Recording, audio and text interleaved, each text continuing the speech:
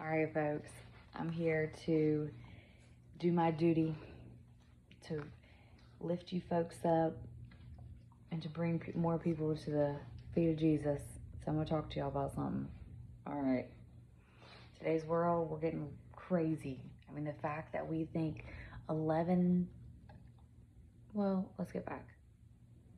The fact that we can say 1,000 people liking our photo is not enough likes, or not satisfying enough, or when it's like 1,000 people have just said great job to whatever you just did, and then like we still want to hunt for more is crazy. So I want to read y'all a verse. I'm doing this little series where, I don't know if you can read that, it says Revelations on it. So it's where this company has made the book of the Bible, like each book an individual book, and then you're able to like write on each page. And so I'm gonna bring up something that's in Revelation 7 verse 15. It says, therefore they are before the throne of God, and they serve him day and night in his temple, and he who sits on the throne will shelter them with his presence. They shall hunger no more, neither thirst any more. The sun shall not strike them, nor any scorching heat. For the Lamb in the midst of the throne will be their shepherd, and he will guide them to the springs of living water, and he will wipe away every tear from their eyes. And immediately when I heard that, I was like, hallelujah. Like, he quenches the thirst that's naturally within us if we let him. He will wipe away your tears with renewing if you just stop trying to do it by yourself, which is so beautiful. But recently I had some people in my life ask me, how do you experience the presence of the Lord, and how do you feel like you're getting more of it? What do you think contributes to it? And so I was just telling him it's all about faith, and it's about praying. Like, to know God, you have to pray. To know God, you have to read the Bible. To read the Bible, you have to have faith. So it's like with each piece of the puzzle, it comes together, and it's like just like how do you get to know somebody? You read their bio, you have conversations with them, you believe they're a good person, but you try to understand why they're a good person.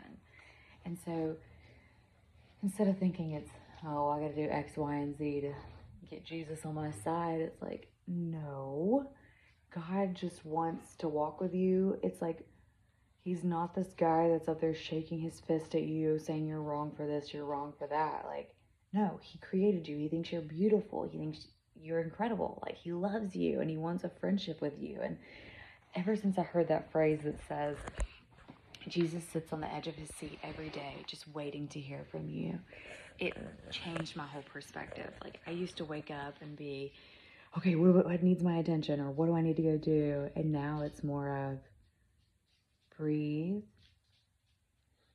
and look to who's waiting for you to rise on this day, that is here to walk through this day with you. And being a mom, that was the most life-changing thing I could have ever heard. Because sometimes you feel like you are alone, and everybody feels that, regardless of whatever circumstance you're in. We all feel that way, where we go to drugs or alcohol or social media or all these things to fill out that void of loneliness that only God can fill. But I know in today's world, a lot of people are not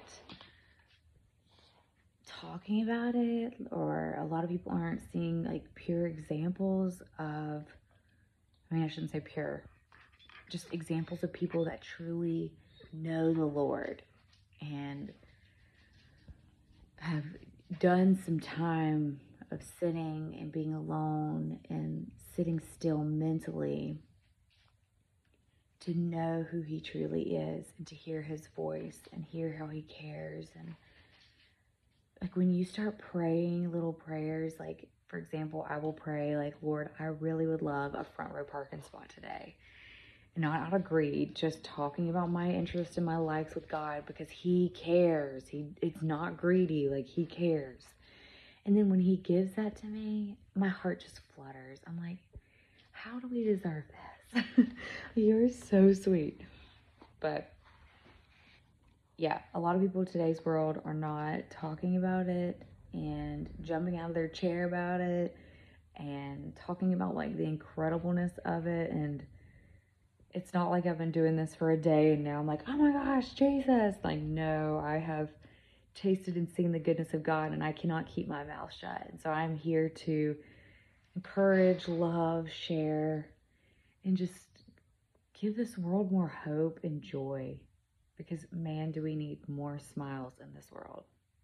So hope you got something from that. But remember, God's in control. You're not alone. Talk to him and he will show up and show out. Love you guys.